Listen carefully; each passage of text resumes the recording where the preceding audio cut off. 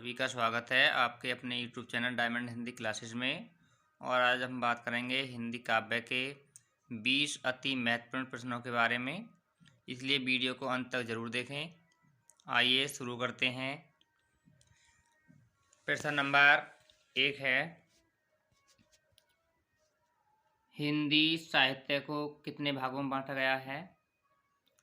तो हिंदी साहित्य को 2 भागों में बांटा गया है।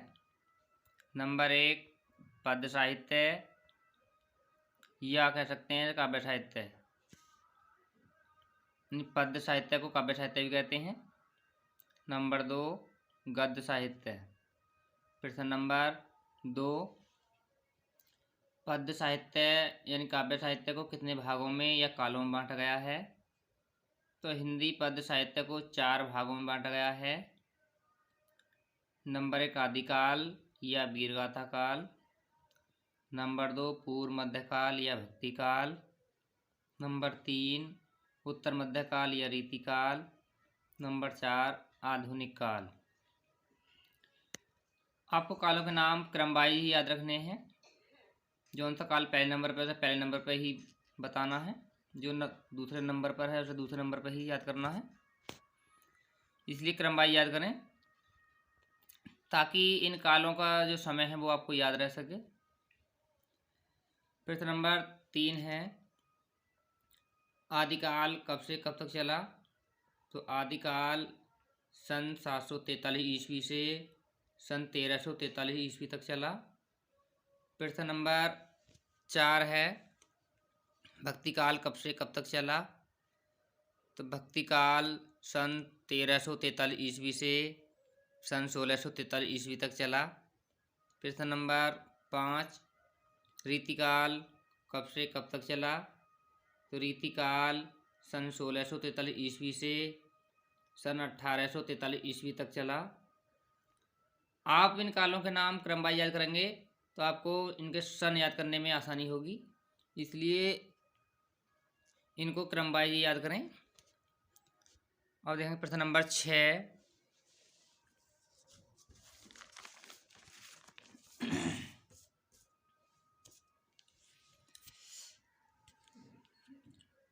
प्रश्न नंबर 6 है, आधुनिक काल कब से कब तक चला?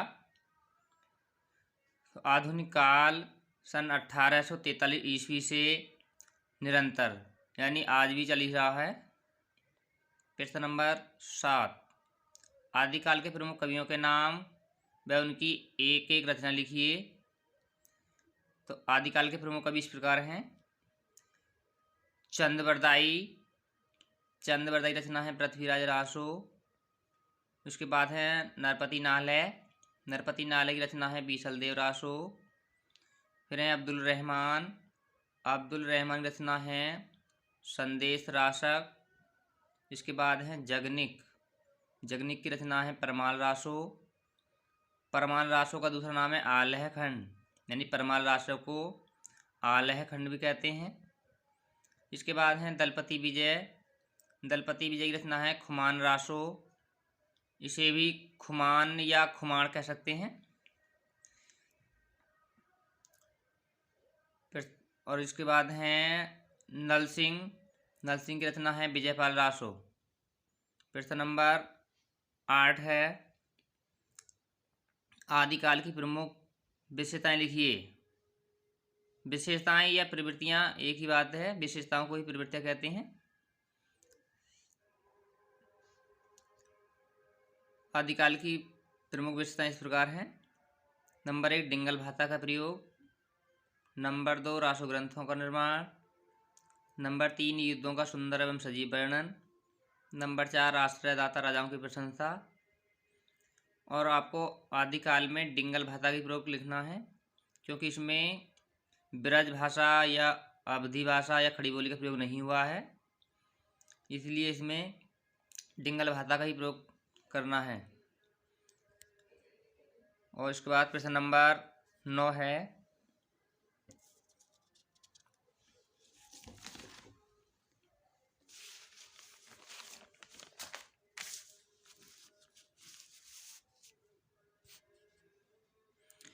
आदिकाल की रचनाएं कितने रूपों में मिलती हैं? आदिकाल की रचनाएं दो रूपों में मिलती हैं। नंबर 1 प्रबंध काव्य के रूप में, नंबर 2 वीर गीतों के रूप में। प्रश्न नंबर 10 भक्ति काल के प्रमुख कवियों के नाम व उनकी एक एक रचना लिखिए। तो भक्ति काल के कवि हैं कबीरदास, इनकी रचना है बीजक। उसके बाद है मलिक मोहम्मद जायसी, इनकी रचना है पद्मावत। इसके बाद है तुलसीदास, तुलसीदास की रचना है रामचरितमानस। उसके बाद हैं सूरदास, सूरदास की रचना है सूरसागर। उसके बाद है कुतुबन, कुतुबन की रचना है मधुमालती। और आपको भक्ति काल के जो कवियों के नाम हैं वो इस प्रकार भी याद कर सकते हैं आप, क्यों जितने भी दास हैं वो सब भक्ति काल के हैं। जैसे कि आप देख पा रहे हैं कबीरदास, तुलसीदास, सूरदास, और भी हैं जैसे नंददास, परमानंद दास, सभी दास जो हैं भक्ति काल के हैं। और अगला प्रश्न है आपका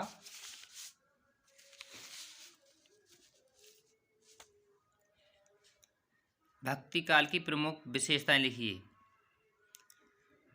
तो भक्ति काल में ब्रज एवं अवधि भाषा का प्रयोग हुआ है, इसलिए ब्रज एवं अवधि भाषा का प्रयोग लिखेंगे। और नंबर 2 पर है ईश्वर में सहज विश्वास। नंबर 3 है गुरु की महिमा का वर्णन। और नंबर 4 जाति पाति का विरोध। अगर आपको ये वीडियो पसंद आए तो इस वीडियो को अपने दोस्तों के साथ शेयर करें और साथ ही साथ चैनल को सब्सक्राइब करें और घंटी के बटन को भी दबाएं ताकि आने वाले वीडियो का नोटिफिकेशन आप तक सबसे पहले पहुंच सके। और चलते हैं, आइए प्रश्न नंबर 12।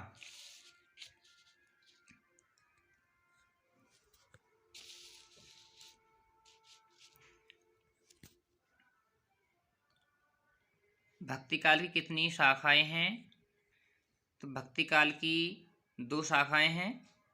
नंबर 1 निर्गुण भक्ति धारा, नंबर 2 सगुण भक्ति धारा। प्रश्न नंबर 13 है भक्ति काल की कितनी उपशाखाएं हैं?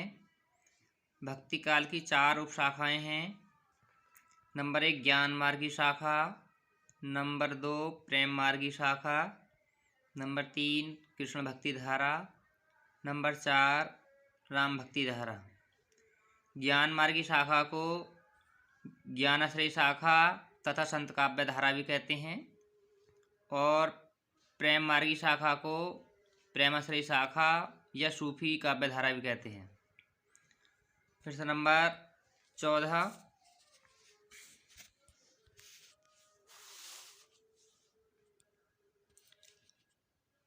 ज्ञान मार्गी शाखा के प्रतिनिधि कवि का नाम लिखिए। या फिर प्रश्न आ सकता है ज्ञान मार्गी शाखा के प्रमुख कवि का नाम लिखिए।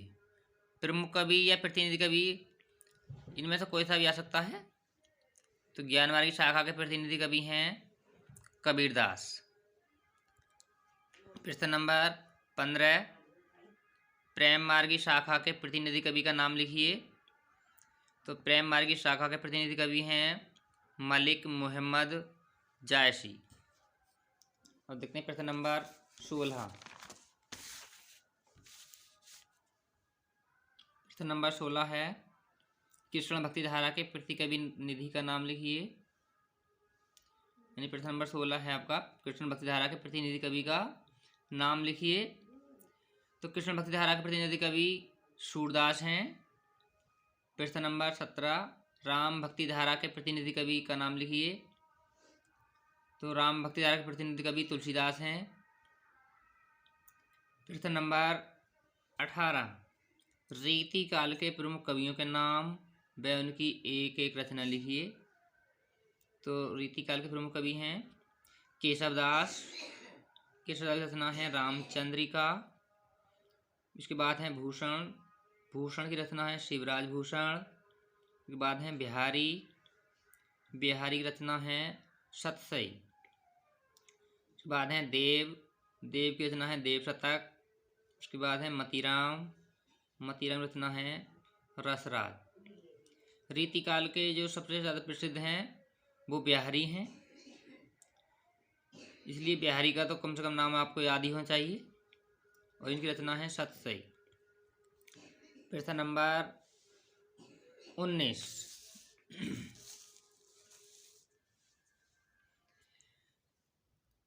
रीतिकाल की प्रमुख विशेषताएं लिखिए।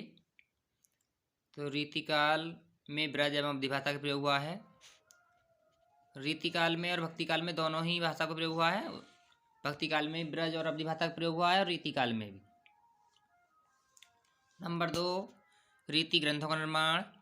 नंबर 3, श्रृंगार रस की प्रधानता। नंबर 4, आश्रयदाताओं की दानवीरता अथवा युद्ध वीरता की प्रशंसा। प्रश्न नंबर 20।